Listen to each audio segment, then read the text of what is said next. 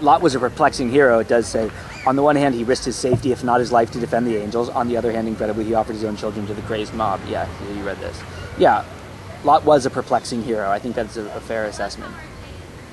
I don't understand the explanation, though, they gave and that you read. It says, by your life, it is yourself that you keep them, because the end was that the drunken Lot lived with his daughters and they conceived by him.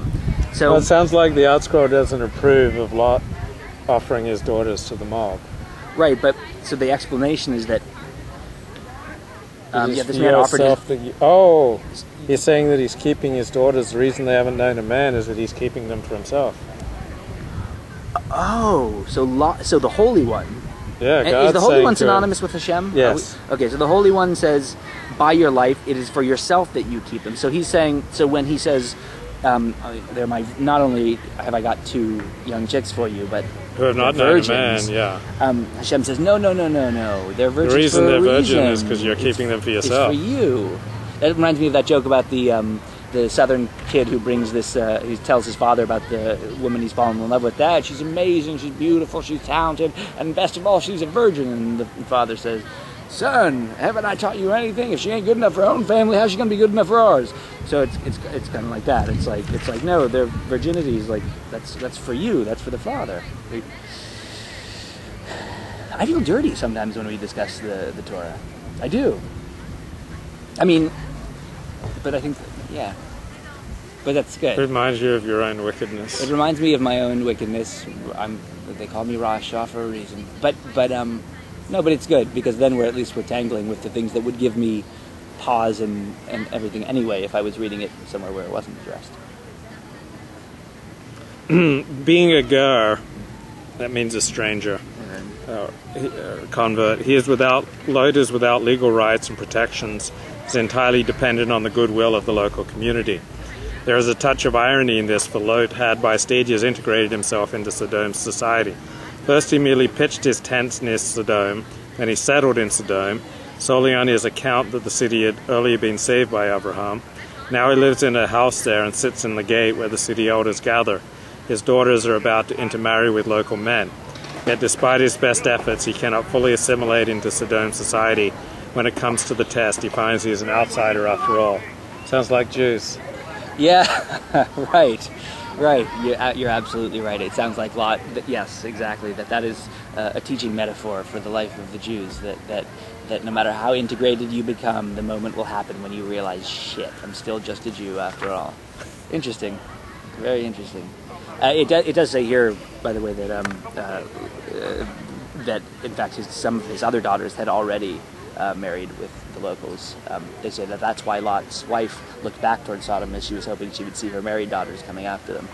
But in any case, that's a detail. Yes, that's very, very interesting. It is like Lot was a Jew. He thought he was one of them, but he wasn't. And then when the push cars comes came, to shove. Yeah, but see, so then why... Has that ever happened to you? You thought like you were one of the crowd and suddenly you realized you weren't? Not really, I mean... Happens to me when I get thrown out of a synagogue. Right. I thought I was one of the crowd. Well, no, I've been, look, I've felt excluded, I've been excluded, well, I guess, yes, I've been excluded from places where previously I had been welcome. It hasn't happened that many times, but it's happened. But I didn't feel excluded. I mean, I guess because I knew, like the Buddha says, all things are temporary, everything is ephemeral, and, there's no community. I mean, anything can happen. There's no community in which I ever... You're never safe in any community, no matter who you are. And in fact, if you're the most righteous and the most accepted, and the very embodiment of everything the community is supposed to represent, in some ways you're more vulnerable, because other people will come up with reasons to try to bring you down. So, Dr. Sana writes in his commentary, here and in all subsequent references to Sodom and Gomorrah, the biblical narrative focuses upon the moral significance of the events. For this reason, the description of the catastrophe is terse to the point of obscurity. So, what's important here is the moral significance of events. I like that. It's not really a work of archaeology. Right. Well, elaborate on that. When you say it's not a work of archaeology, how do you mean? Well, we really don't know what destroyed Sodom and Right. Gomorrah. Was it an earthquake? Was it Right. lightning that caught the bitumen aflame? And Right. Well, yeah, I mean, it says in the Art Scroll commentary that it was not anything of nature. That the destruction and the sulfur and the fire, whatever it was divine in origin. And I mean, look, Lot's wife was turned to a pillar of salt for looking back at it. So I think that's a pretty clear message to us. Like, don't dig too deeply into the nature. I mean, don't look at it. don't worry about it. Don't worry about what it was. It's not your business. Still, you got to be curious. I mean, don't you think that thing about Lot's wife turning to salt? I mean, to me, that's symbolically powerful. When you look back, when you live in the past. When you live in the past, but also but you can go lots of ways with it, but all of them are interesting. I mean, looking back into the nature of evil, if she's looking back at Sodom itself, if she's looking back into the nature of destruction or the nature of failure, or or whatever, or to the past. Yeah, it's the future, yeah. So Sana writes, Lot's story ends on an inglorious and ironic note. At the beginning of the chapter, he was willing to let the virginity of his daughters be forcibly defiled without even informing them to save lives. Now, to maintain life, his daughters have lost their virginity by forcing themselves upon him without his knowledge. Oh, yeah, that's a totally different... yeah. So it's well, again, the Art Scroll is clear that he did know that he approved of the whole business, and in fact that God let him know in advance. But here it's a kind of a comeuppance for Lot. Yeah, and just doesn't the Art Scroll say that another reason that Abraham moved was because everyone was talking about Lot hooking out with his daughters? Yes, right. That's one of the reasons Abraham. There's two. It offers two reasons why Abraham left the area. One is that he felt sad that he didn't know who he would be able to demonstrate his hospitality toward, and he didn't like that, so he had to move to another part of the country. And the other was that yes, people were talking about Lot, and so he moved to another part of the country.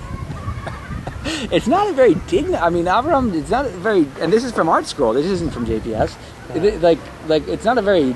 To me, I guess it's my own wickedness, but it just doesn't seem very dignified. Yeah, imagine that Lot was his nephew. Yeah, his nephew. Yeah, imagine that you're... I'm leaving. I'm out here. People, my nephew has a bad name in the city. I hear that people are slurring his goodness. I'm getting the fuck out of here. That's just not... I mean, I would feel embarrassed if my nephew was famous for hooking up with his daughters. I wouldn't. He's my nephew. He's not me. And you wouldn't move because no. Your nephew committed incest with his kids? No. And everyone was talking about it? No. I mean, I would, my concern would be my nephew and his daughters, I guess. But, I certainly wouldn't. But the idea but there's a lot of ways you might respond. Mm-hmm. But the idea of, fleeing to another part of the country... that's funny. That's comical. That's comedy, isn't it? Isn't it funny to imagine an uncle who, confronted with his nephew's bad name, flees to another part of the country? I just think that's hysterical. While we were doing this, not only have we been watching people doing something like yoga or Tai Chi, but there was this guy who was decently dressed and his hair was combed, who was going through a trash can, really 20 feet from us. He was digging in there, digging around. How embarrassing is that? You're surrounded by people, and it's not embarrassing. If you would like me to demonstrate, I would be happy. You would go over there right now. I'd turn the video camera on you, and you dig through that trash can. Absolutely. Oh, the video camera? Yeah, sure. I mean, I've done far worse. Do you know the things that I have done? No. Far worse than picking out of a trash can in public. Really? I mean, in my youth. Good God. Nobody cares, Luke. I mean, they do, but just for them. Nobody gives a shit. It's all bullshit. They're I mean... I want you to go pick through that trash can and then go ask that beautiful girl for a phone number. I'll tell you what. No, I wouldn't interrupt kidding, the. Well, no. I'm exploring my own limitations. Yeah. I wouldn't interrupt. See, that tells you something about me. I do have some. I wouldn't want to interrupt the. Right.